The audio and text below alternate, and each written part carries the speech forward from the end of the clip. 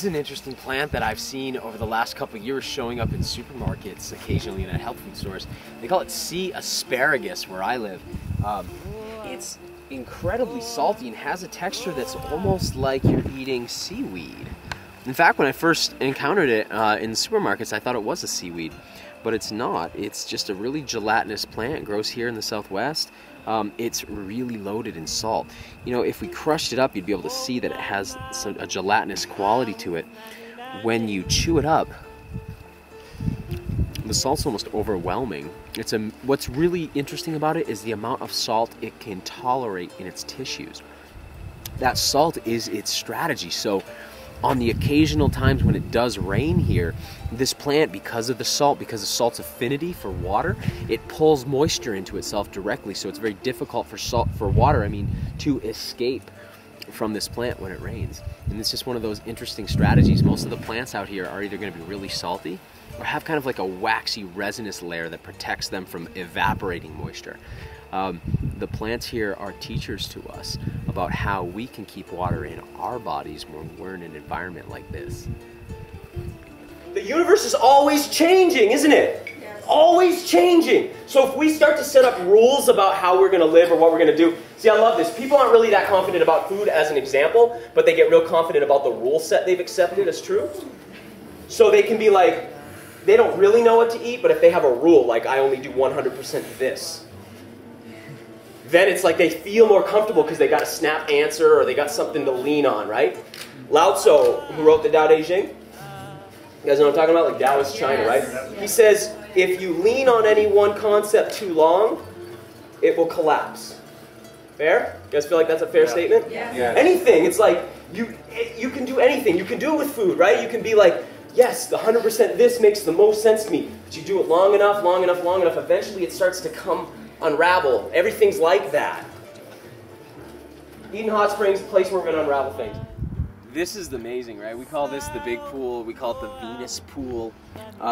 This is like, you know, I said that topmost spring, the source, is like the crown chakra, and then we walked by that other spring that was like the heart chakra, the green one. Red Man's like the liver of this place. You know, this is almost like that root chakra. It's like the colon of the whole place because it's where all the springs drain into. They all sort of meet and run in through here. And you can see this little area has been sectioned off like a square. And that area is real hot because that's where or I wouldn't say it's hot, it's warm. From where all the springs feed in, they've cooled themselves to some degree on the journey.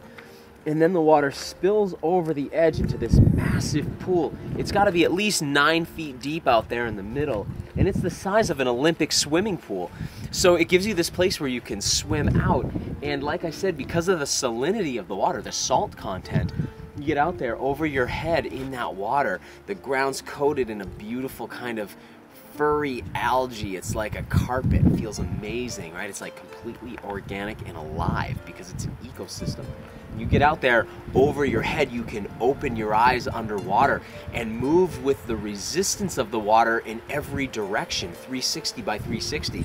So whatever your physical training is, whether you're into yoga or qigong or tai chi, martial arts, maybe just into playing, maybe not into anything at all, when you get in underwater in there and move around, it opens your body, it opens your joints so much. I got a lot of healing at this place this time around.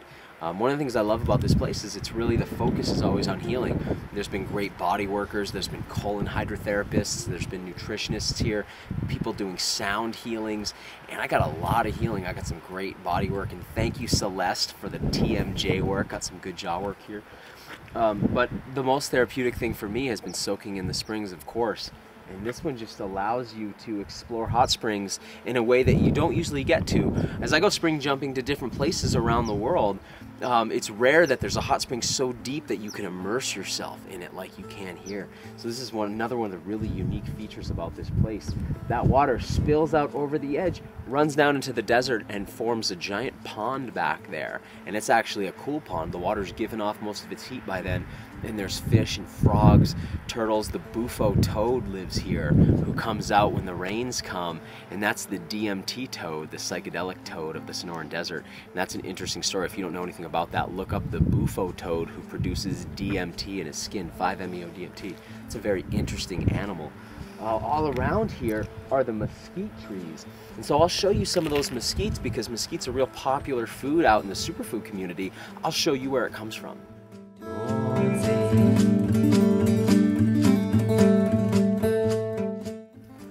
One of the most dominant plants out here in this area is the mesquite trees.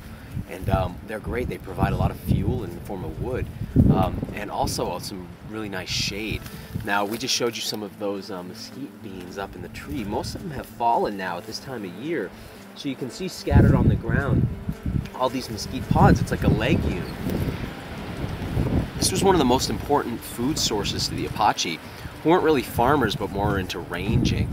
And they relied pretty heavily on this plant.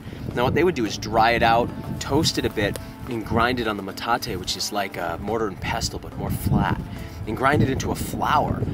We do the same thing in the superfood movement today, and mesquite flour is one of the foods that I most like using in the elixir craft that I do.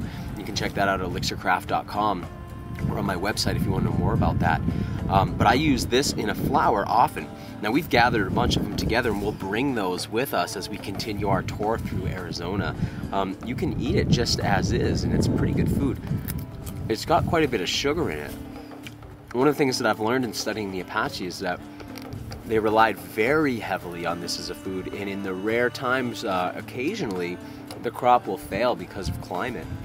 In such cases, they're really out for a food source and would have to find food elsewhere, and those were hard times because they relied so much on the sugars that are available in this. This is a great tasting plant and tastes great in elixirs.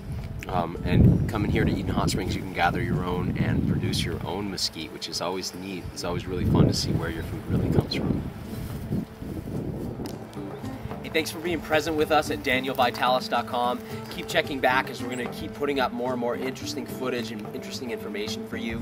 If you're interested in coming here, hanging with me and the rest of the Eden family, remember, check out epicedenhotsprings.com and contact us there to find out about how you can come and be a part of the healing that takes place at this really unique and sacred spring source here in the Sonoran Desert of Arizona.